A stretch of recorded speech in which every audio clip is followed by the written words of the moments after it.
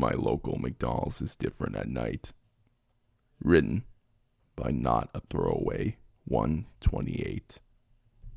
I have worked at McDonald's for a little over a year now, just to make some money throughout high school.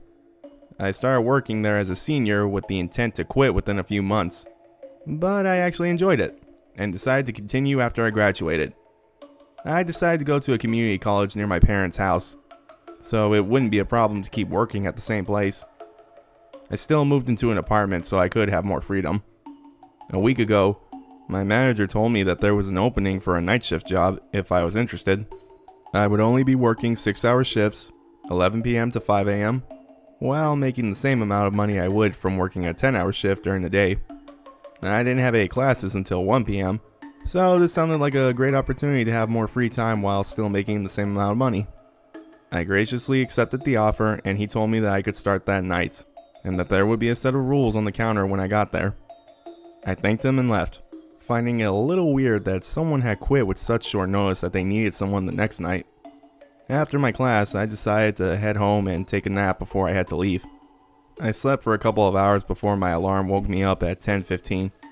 After laying in bed for a few minutes, I got ready for work and left. The drive there was nothing like it had been with the morning shift. The road I took was usually filled with traffic, making it nearly 15 minutes to get there even though it was a few miles away from my apartment. At night, I arrived within 5 minutes, so I was 15 minutes early for my shift. There were 2 employees there, and they asked if they could leave early since I was there. I accepted, even though my partner hadn't arrived yet. She was also taking the night shift for the first time, and we already kind of knew each other. We had class together and talked occasionally, but now I would get to know her better. The list of rules was on the counter, and it was a lot longer than I expected. My partner Riley probably wouldn't be there for another 10 minutes, so I began reading the rules. Here's what they said. Rule 1. Do not let anyone in the store between 2:07 and 2:12 a.m. The store is supposed to be open 24/7, but during that time you are to lock the doors and ignore any noises you hear outside until 2:13. Rule 2. There will be exactly 2 cars in the drive-thru during your shift. For the red truck, you are to give them 2 Happy Meals and a large Pepsi. You may look out the window, but do not make eye contact with the driver. The meal must already be prepared before the truck shows up. For the blue minivan, make sure you are not seen. Leave the window open and find a hiding spot until they leave. This will take up to 20 minutes. Do not make any loud noises until the car leaves. If any other cars are seen in the drive-thru, stare directly at the driver without speaking. They will stare back and leave soon after. If they do not stare back, hide until you hear them leave. Rule 3. If at any point you hear singing coming from inside the store, close your eyes and breathe as loudly as possible. Do not open them under any circumstances until you hear the front door open and close. Rule 4. You will get various customers throughout the night, and most of them will be harmless. However, a little boy in a green shirt will enter the store sometime during the night. He will give you a very complex order, and it is crucial that you perfect it before serving it to him. He will give you 1 hour to cook the order and will repeat it when asked to. But do not speak to him unless you are asking him to repeat his order. Do not exceed the time limit and do not make any mistakes. Rule 5. All of the clocks in the store, including your phone, will change to random times throughout the night. The only times the clocks will be correct are at 2:07, 2:12, and 5. Do not let the worker from the next shift in until the clock reads 5, no matter how much they ask to be let in. Politely refuse. They will not enter without permission. Rule 6. This is the most important rule. If a normal customer is in danger, don't try to help them. There is no hope, and all it will do is put you in danger too. Customers will die in a variety of ways, including heart attacks, stabbings, and basically any other painful death you can think of. After reading the rules, I stood in shock, not knowing what to do.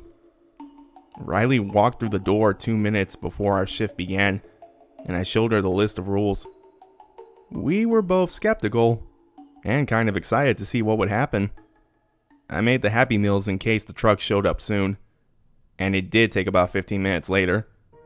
The list said not to make eye contact, so I just handed over the meals while looking straight down. As it drove away, I noticed something in my peripheral vision. The driver had 4 arms. Maybe it was just my mind playing tricks on me, but I swear that thing was not human. Sam, wake up! Was the next thing I remember hearing. I had dozed off unknowingly. I looked at the clock, then remembering that it didn't work when I saw it said 9:12 a.m.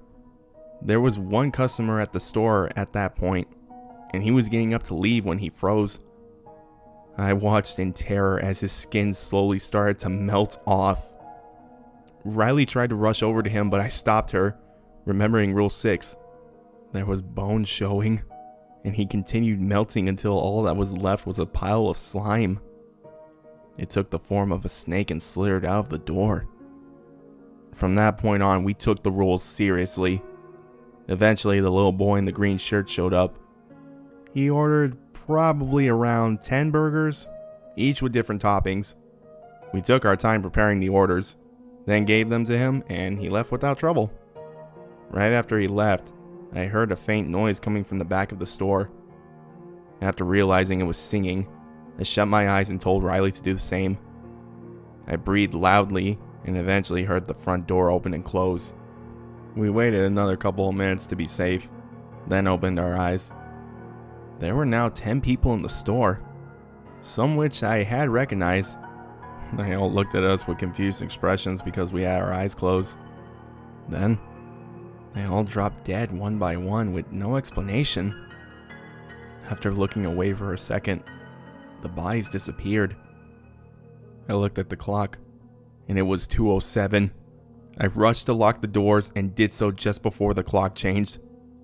I started to hear tapping on the windows closest to us. I made the mistake of looking, and I was met with some kind of zombie staring back at me and smiling. I shut my eyes tight, and the clock said 2:12 when I opened them, meaning it was safe to unlock the doors. About an hour later, a blue minivan pulled into the drive-thru. I hid behind the counter with Riley, and it drove away after maybe 10-15 minutes. The rest of the night was uneventful, and the next workers showed up at 5, so we could leave. Completely traumatized. I went straight home and cried for hours before checking the news. I thought the deaths we had seen were fake, but the first story I saw was about 11 people being found dead in their homes. I might be sounding paranoid, but please, don't go to McDonald's at night.